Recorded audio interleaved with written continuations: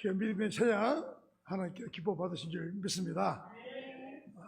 오늘 함께 은혜 받을 말씀의 제목은 깨어서 준비하라입니다.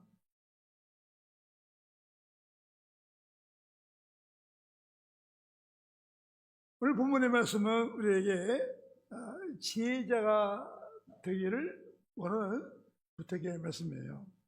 그런데 옛말에 여우하고 살아도 공하고 못 산대요, 그죠? 근데 성경에는 어떻게 말해요? 비둘기처럼 순결하고 뱀처럼 지혜로워라. 요즘 우리가 살고 있는 이 세상에 되어진 일을 보면 정성이라고 생각하시나요? 지구촌에 일어나고 있는 크고 작은 사건들, 재난, 전쟁, 기후 변화 등을 보면 마음이 편할 수가 없어요. 사람들의 마음이 양심이 화인 맞아가지고 세상이 거꾸로 돌아갑니다.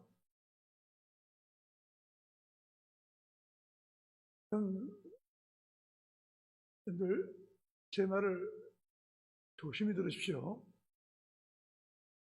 지금 우리 한국교회 목사님들이 핍박을 받고 있습니다. 지금 어느 나라가 목사님이 가택 수색을 당한 나라가 있나요? 목사님이 도주 위험이 있다고 구속을 했어요. 목사님이 양들을 놓고 도망가면 그게 목사예요? 그건 도둑이지. 어떻게 목사가 교회를 놓고 도망가겠습니까?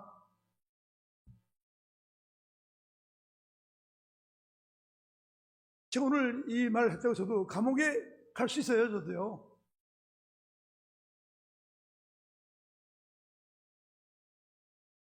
지금 우리나라 현실 보면 제일 걱정하는 게 교회가 문제예요, 교회가. 교인들이 문제예요. 지금 불교 캐톨릭에서 한국교회를 걱정해요. 한국교회를. 네? 손윤복 목사님이 구속이 됐는데 교회가 가만히 있어. 근데 불교와 캐톨릭이 시민단체 난리야. 제가 감옥에 가면 늘 가만히 있고 불교 캐톨릭에서 걱정한다면 어떻게 되겠어요, 이게요? 이제 정신 차려야 돼, 우리가. 우리는 어느 정당에 속해 있는 사람이 아니에요. 나라를 사랑하고 하나님의 뜻이 이 땅에 이루어지길 바라고 하나님의 나라가 확증되기를 바라는 것 뿐이지 왜 우리가 왜 어떤 개인 뭐 개개 정당을 따르겠습니까? 그건 잘못이죠. 근데 우리가 이 지구촌에 일어나고 있는 모든 일들을 바라보면 주님의 재림이 임박했다. 임박했다. 세상 끝날이 다 왔다는 건 이제요. 다 왔다. 그런데 안타까운 것은 사람들이 예수님의 재림을 믿지 않는다는 거예요. 예수님의 재림이 가까우면 온 세상이 불법이 성행하고 의인이 핍박을 받고 악인이 권세를 누리고 하는 거예요.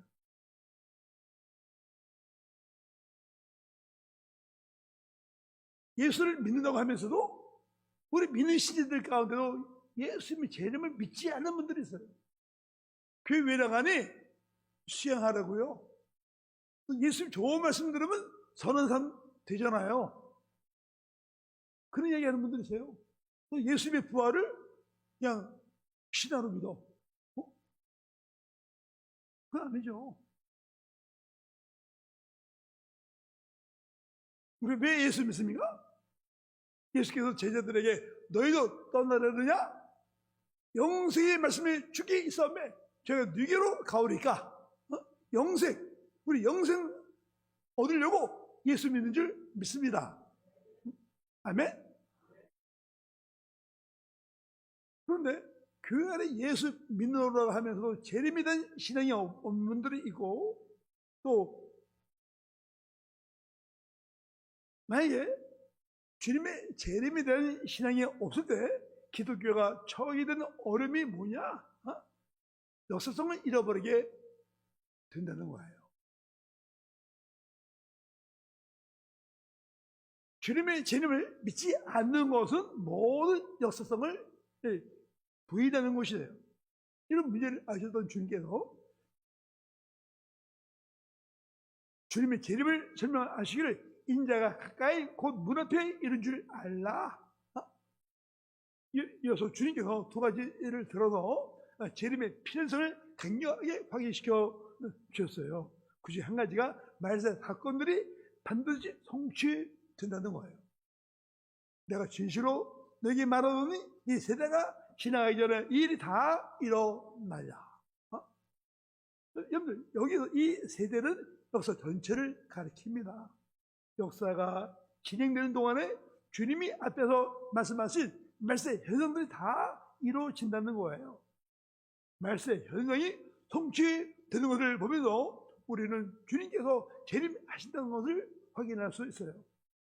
재림의 필연성을 확인시켜 주는 것, 또 한 가지는 주님의 말씀이 반드시 성취된다는 사실입니다. 말씀에 천지는 없어지겠으나 내 말은 없어지지 않으리라. 말세 사건들이 성취되는 것만 가지고 주님의 재림을 확인할 수 없어요. 더욱 중요한 것은 재림에 관한 주님께서 말씀하셨기 때문에 주님의 재림은 반드시 성취됩니다. 성도는 주님의 재림에 대한 확신을 갖고 믿음으로 준비하며 살아야 합니다. 주님께서 재림을 믿는 성도들이 가질 태도에 대하여 무엇인지 말씀하셨는데 그것이 뭘까요? 깨어 있어 준비하는 거예요. 깨서 준비하라.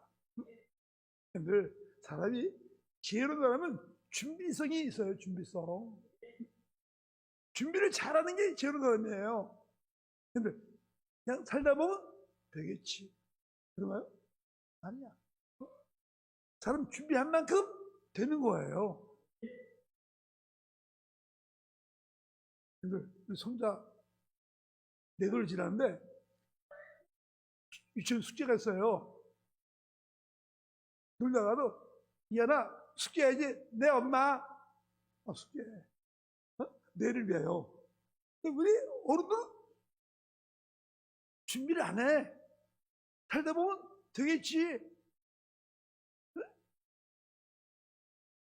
저는 유비무환의 삶을 살려고 했어요. 저도 70에 이제 입문했어요. 일을 한다는데 저도 70대 노년의 삶을 어떻게 살아야 되느냐? 육적으로, 영적으로 나눠서 생각해. 그 전력적인 삶을 만들기 위해 노력해. 살다 보면 되겠지? 이게 아니야. 우리 인생은 내가 준비한 것만큼 되더라고요. 근데 우리가 이사할 때 옛날에 요즘에 포장이사가 돼서 준비하지 않아도 되겠지만 옛날에 어때요? 이사할 때 이사를 위하여 미리 집을 알아봐. 한 3개월 전에 미리 집을 알아봐. 그 내 재산, 내 가진 돈을 맞춰가지고 어떤 집을 구할 것이냐. 내 경제 능력을 보고 집을 구해. 그리고 이사를 하기 위하여 돈을 좀 적게 드리려고 용달차를 부르면 몇 대를 내가 빌려야 되겠다. 박스를 줘다 놓고 끈을 사다 놓고 미리 벌거 버리고 준비합니다. 이사 준비야. 준비 없이 어떻게 되겠어요? 우리가 이 세상에 살면서 장막가는 집을 얻는 것도 준비하고 또 계절의 변화를 위하여 준비하는데 왜 우리가 영생을 위해서 우리가 필요한 것들을 왜 준비하지 않냐 이 말이에요. 처음 믿을 때보다 구원의 날이 가까웠으므로 더 예수 믿는 방법이 더 세련되고 더 열정적이고 더 지혜로워야지. 그런데 사람들은 그렇지 않다는 거예요. 오래 믿는 신자들이 하나님을 민도하면서 세상에 빠졌어요. 육신의 쾌락을 누리기 위해서 죄를 짓고 돈을 너무나 사랑하여 돈의 노예가 되고 있어요. 네?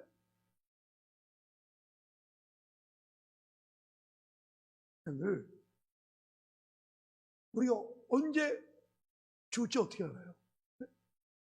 멀쩡하던 분이 봄에 건너온 건진 받았는데 아무 이상 없어. 근데 6개월 뒤에 그래서 암으로 죽었어. 6개월 만에.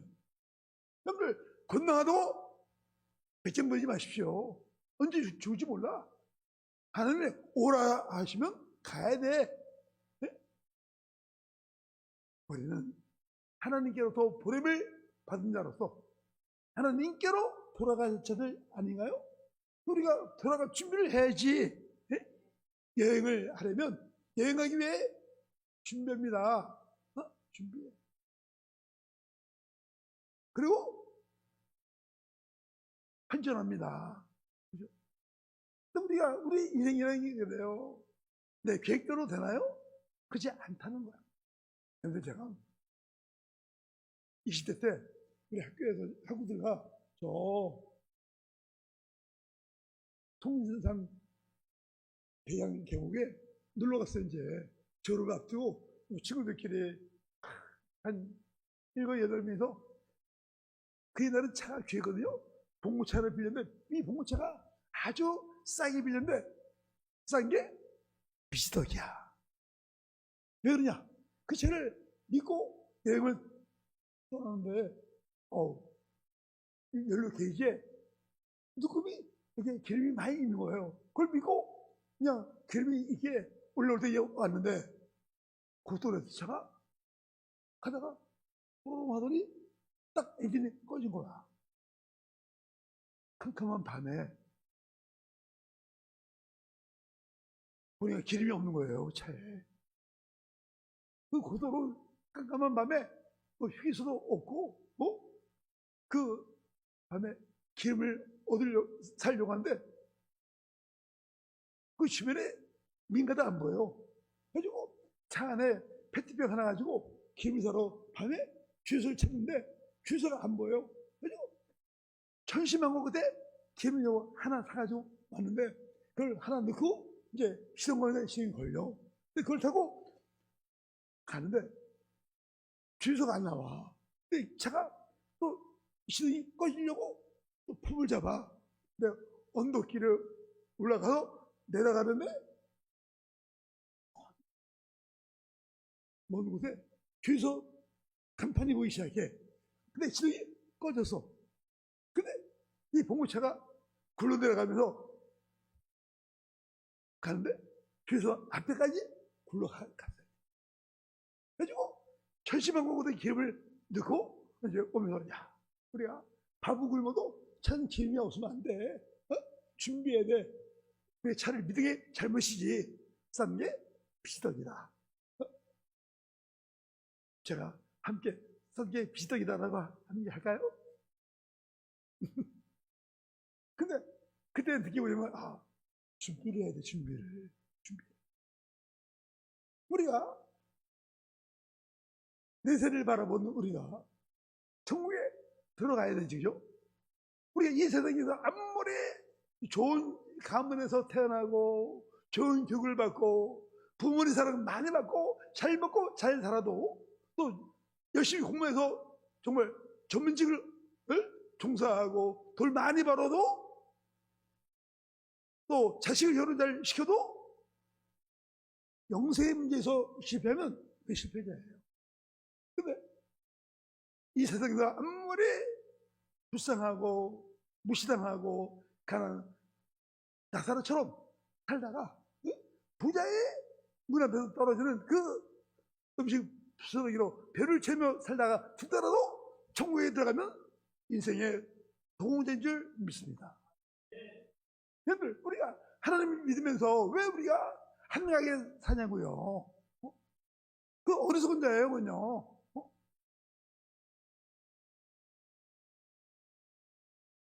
우리가 주님의 재림이다요 확신을 가지고 준비하며 살아야 할 것입니다. 주님께서 재림을 믿는 성도들에게 가져야 할 태도가 무엇인지 말씀하시는데 그것이 뭐냐? 깨어 있어 준비하라. 그냥 있는 것만 가지고 안 돼요. 계속 준비를 해야 돼요. 네? 준비해야 돼요. 우리가 이 본문의 말씀을 통해서 알 수 있는 것은 주님께서 종말의 징조를 말씀하시면서 그때를 분별할 수 있도록 하셨고, 여기서도 무화과 나무의 비를 통하여 그 시기를 분별할 것을 촉구하셨습니다. 다만 여기서 말하고자 하는 것은 재림의 정확한 시기를 알 수 없다는 거예요. 저도 제가 청년 때 안경이 굉장히 좋았어요. 안경은 좋았는데 머리 믿고 공부를 좀 미루다가 갑자기 아파가지고 병원에 간 거예요, 이게. 그런 날 시험을 공쳤어냐. 머리 믿다가 그냥 머리만 믿으면 안 되는구나. 근데 머리 믿지 마십시오. 평상시에 성실해야 돼. 근데 공부 잘하는 사람들 보니까 공부를 평상시 잘 하더라고요. 공부하기 전에 예습하고 또 집에 가서 복습하고. 그러면 시험 때 아주 시험을 즐겁게 볼 수 있어요. 근데 준비 안 하는 사람은 갑자기 어른을 닥치게 되면 시험 때 공쳐요. 오늘 재림의 정한 시가 비밀로 감춰져 있는 것은 주를 믿는 성도들에게 항상 깨어있어 경성하게 하기 위함이며, 주를 믿지 않는 자들에게는 임박한 하나님의 심판을 피하지 못하게 하기 위함이라는 거예요. 그러므로 우리는 오직 하나님의 주권 아래에 있는 종말의 때에 대하여 항상 영적으로 깨어있는 생활을 해야 될 것입니다. 오늘 본문의 말씀을 통해 우리가 알 것은 첫 번째로 주님의 재림은 준비하고 기다린 자에게 복된 날이다. 주님의 재림을 맞이하게 될 때 정말 기쁨으로 맞이하는 축복의 날이 되기를 축원합니다.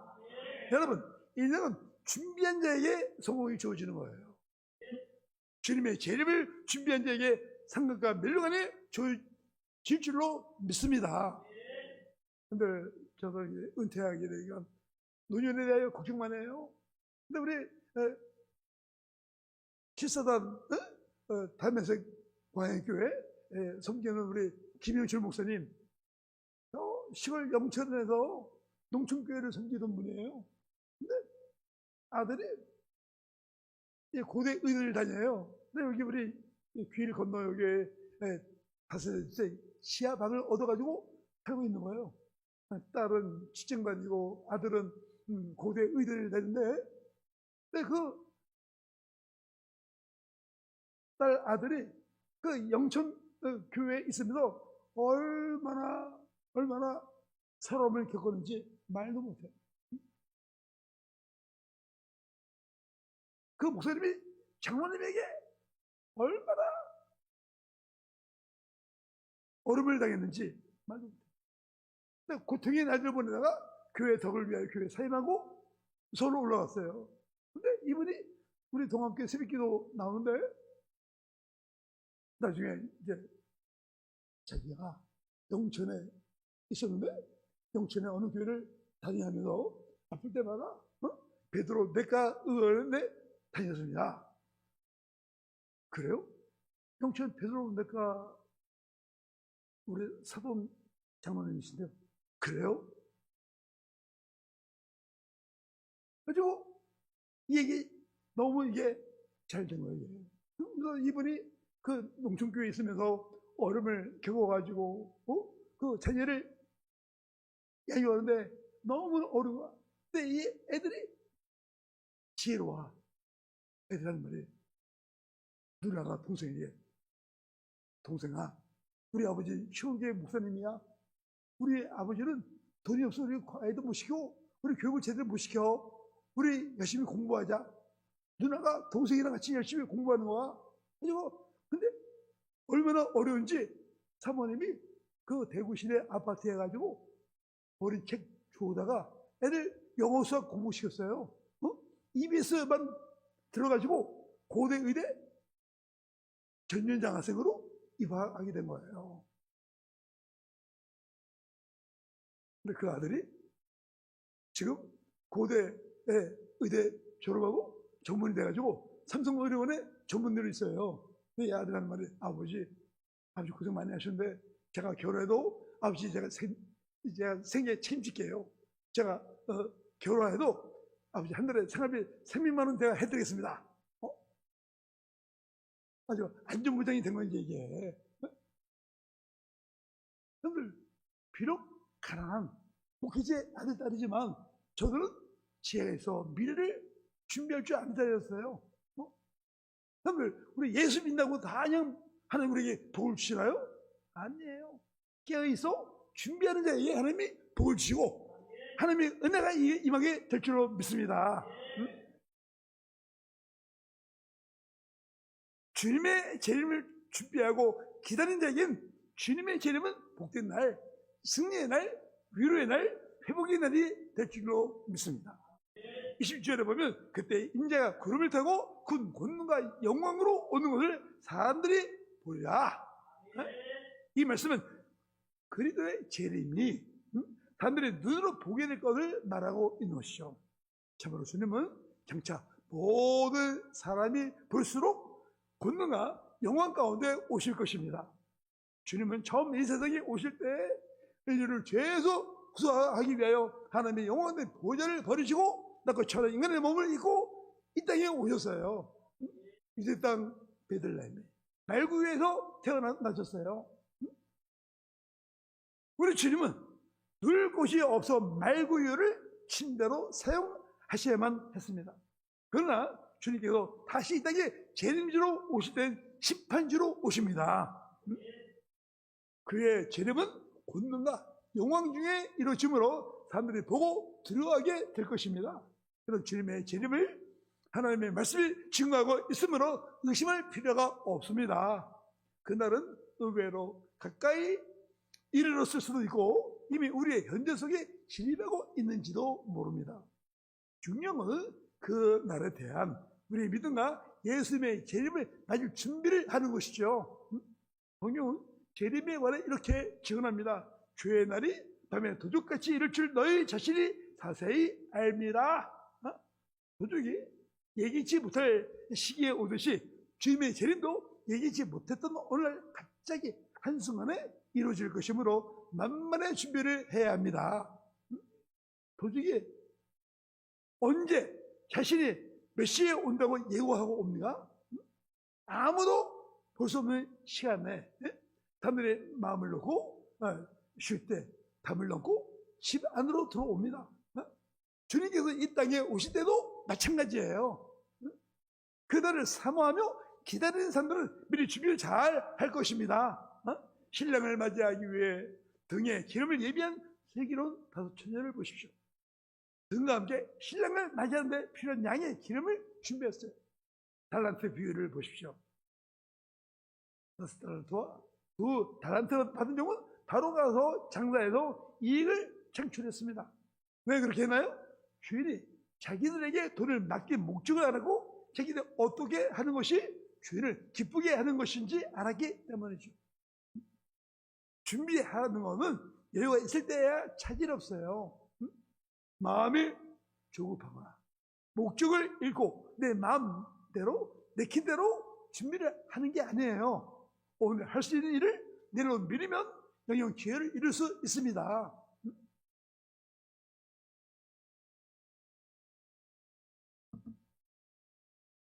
주님께서 요구하신 것은 거룩한 행실과 경건함이죠. 이 거룩한 행실과 경건함은 말로 하는 것이 아니라 신앙을 실천하는 삶이에요. 여러분들, 위대한 성경 지식이나 신학보다 가난한 자에게 또 믿음의 형제에게 참 사랑을 베푸는 것이 너무나 중요해요. 여러분들, 우리가 어린 소자에게 냉수 한 그릇 물을 주자는 결코 상하지 않겠다. 우리가 어린 소자라도 소리하는 것이 얼마나 하나님 앞에 큰 죄인지를 우리가 알아야 할 것입니다. 여러분, 우리 모두가 지혜로운 자가 되어서 우리 남은 날을 잘 대수하시고 주님의 재림을 맞이할 때 영광 중에 오시는 주님을 기쁨으로 만남으로 천복을 받는 우리 모두 되시기를 바랍니다. 두 번째로, 재림의 시기는 하나님 안에 감추인 비밀이다. 그렇습니다. 예수님의 재림의 그 시기를 아무도 알 수 없어요. 예수님의 재림의 시기를 말한 자는 다 이단자입니다. 예수께서 말씀한 시기를 그 날과 그때는 아무도 모르다니 하늘에 있는 천사들도 아들도 모르고 아버지만 아시느니라. 하나님만 아시는 재림의 시기를 주님께서 모르신다고 하는 것은 주님의 신성과 전지성을 의심하게 만들어요. 그렇죠? 그러나 이 말씀은 구속사역에서 모든 일을 계획하시고 주관하시는 성부 아버지 하나님의 직무를 존중하는 표현이에요. 그리스도께서 실제로 그때를 몰랐음을 의미한다고 볼 수 없어요. 주님 안에는 신성의 충만함이 거함으로 아버지께서 하신 모든 일을 다 알고 계셔요. 그러나 재림의 시기는 주님께서 모르신다고 하실 만큼 철저하게 하나님 안에 감춘 비밀인 것은 분명하다는 뜻이죠. 따라서 재림의 시기는 천사들이나 인간이나 할 것 없이 피조된 존재는 알 길이 없어요. 만약에 예수님의 재림의 시기를 말한다면 그는 사단에게 속한 자로서 성도들의 믿음을 흔들어 놓으려고 그따위 거짓말을 하는 것이죠. 아무리 특별하고 아무리 은사를 받고 신령하고 산기도를 100일을 했다 할지라도 예수님의 재림의 날과 그 시기를 말한다면 그는 거짓말쟁이에요. 그런데 이단자들 보시죠. 이단자들은 하나같이 종말론 자들이에요. 그는 돈을 요구해. 거짓말. 이 장목사가 돈을 요구합니까? 한 번도 아니 없어.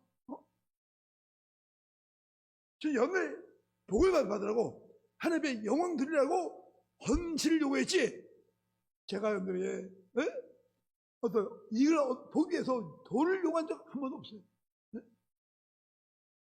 저는 그래요. 지금 살아오면서 정말 하나님이 저에게 주신 은혜가 너무 크다. 너무 크다. 저는 인생을 의지하지 않았어요. 하나님만 바라봤지. 하나님이 우리 교회 하지 않을 일도 하나님이 하시더라고. 여러분들 인생을 의지하지 마십시오. 인생을 의지하는 자체가 어리석은 거야. 우리 인생은 죄의 덩어리예요. 하나님의 은혜와 하나님의 천만을 기다릴 뿐이지 내가 뭘 하겠어요. 죄의 덩어리인데.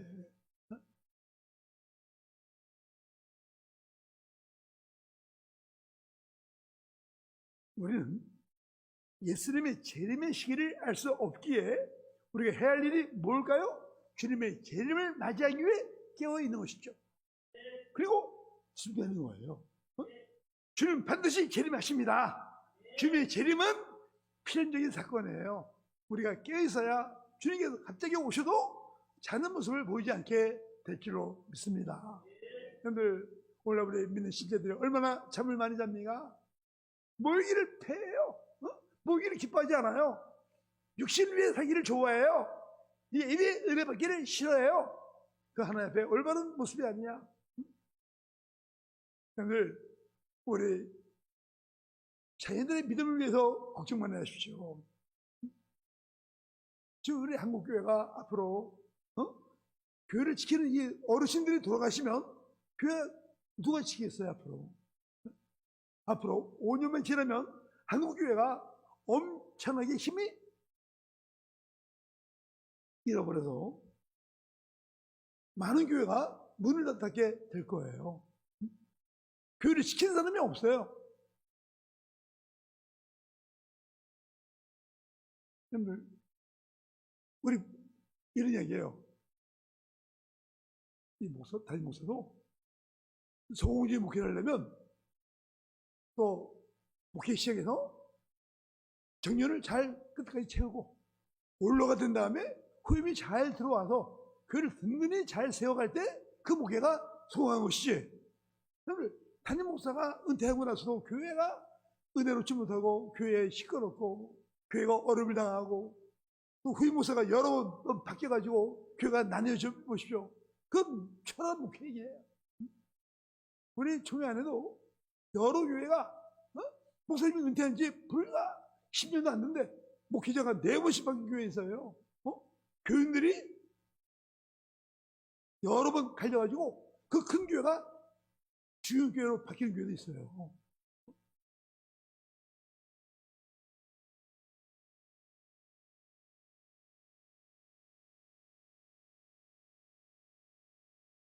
우리는 주님의 재림이 필연적이라는 걸 아시고 늘 깨어 기도하시고 준비를 잘해서 주님이 이 땅에 오실 때 주님 앞에 칭찬받고 인정받는 그런 믿음의 삶이 되시기를 바랍니다.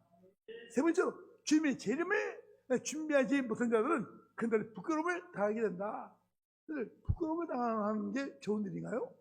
칭찬을 받아야지. 여러분, 주님께서 비유를 가지고 집주인이 돌아올 때까지 종들에게 할 일이 있듯이 주님이 재림하실 때까지 성도들에게 할 일이 있다는 것을 가르쳐 줬어요. 집주인이 반드시 돌아오듯이 주님도 반드시 재림하십니다. 집주인이 종들에게 고난과 임무를 줬듯이 성도들에게도 고난과 임무를 주셨어요. 그러므로 종들은 깨어서 집주인이 맡긴 고난과 임무에 충실해야 합니다. 집주인이 종들에게 원하는 것은 단순히 깨어있는 것이 아니라 고난을 발휘하여 임무를 완수하는 것이죠. 하나님, 우리 주님께서 우리 모두에게 각자의 주신 은사가 달라요. 그 받은 은사 가지고 활용해서 많은 일을 만드는 거예요. 그것을 이루기 위해서 충성함으로 일을 해야 되겠죠. 오늘 우리가 오늘 본문에 보면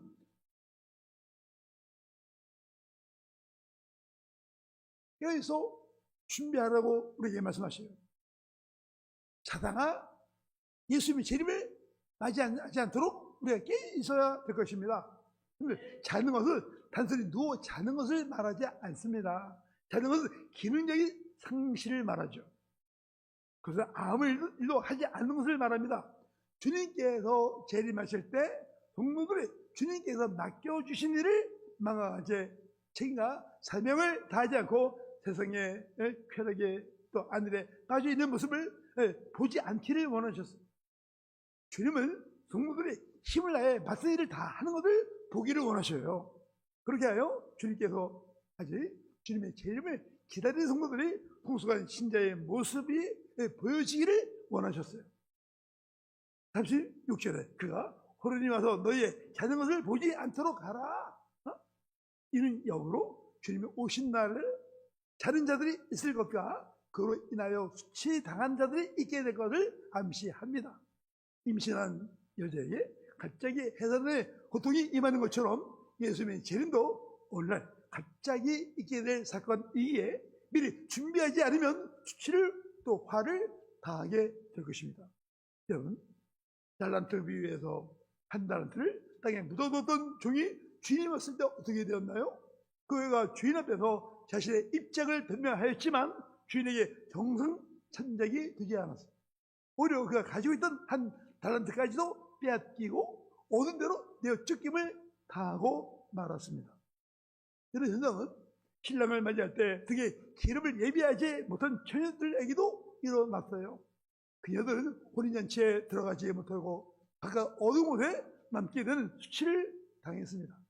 주께서 재림하실 때 준비하지 못한 이들은 이런 운명에 처하게 될 것입니다. 그때 주님은 어떤 변명도 듣지 않으셔요. 우리 형편과 처지를 아시고 우리 중심을 아시는 전지전능하실 주께서는 준비한 자들에게 영광에 들어가게 하시고 그렇지 못한 자들에게는 심판을 받게 하실 것입니다. 아무리 하나님의 사랑이 많으시고 자비하시고 인자하시고 긍휼이 많으신 분이시지만 주님의 재림을 준비하지 않는 자에겐 기회도 없고 은혜가 없다는 거예요. 우리 주님은 심판 때 아무에게 긍휼을 베푸지 않으십니다. 그때는 정선 천백도 없고 재심의 기회도 없습니다. 그러면 성도 여러분, 그리스도의 재림을 맞이하기 위해 준비하고 계시나요? 우리는 매 순간 만약 주께서 오라 명하시면 우리의 인생을 끝내라고 명하시면 주님께로 돌아가야 합니다. 주님 앞에 설 때 부끄러움 없이 설 수 있는지 자신의 삶을 잘 살펴보십시오. 사람이 죽음으로 모든 것이 끝난다면 걱정할 일이 없어요. 또 미래를 불안하게 여길 필요도 없습니다. 그런데 죽음 이후에 하나님의 심판이 있기에 우리의 인생이 그리 한가한 게 아니에요. 그런데 하나님을 위해 일하지 않고 충성하지 않는 게 지혜로운 건가요? 그건 지혜가 아니에요. 어리석음의 극치예요.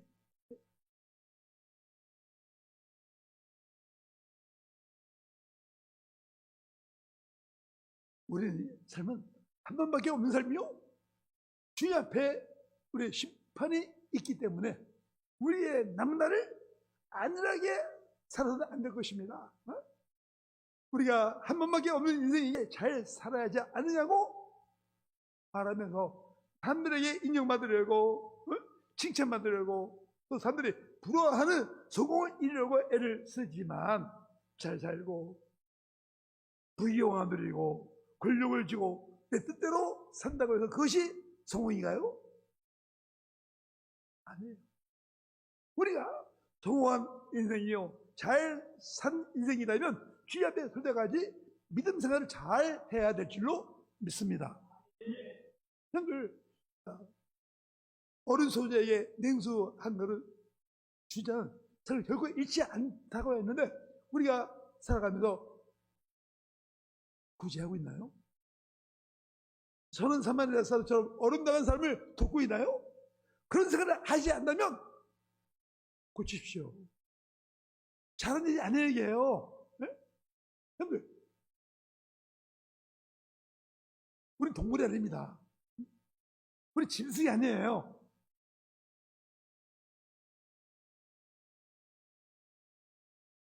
우린 주님께서 심판주로 오실 그때 화를 당하지 않고 낭패를 맛보지 않도록 계속 준비 잘하는 제자 되시기를 주님의 이름으로 간곡히 부탁합니다. 기도합니다.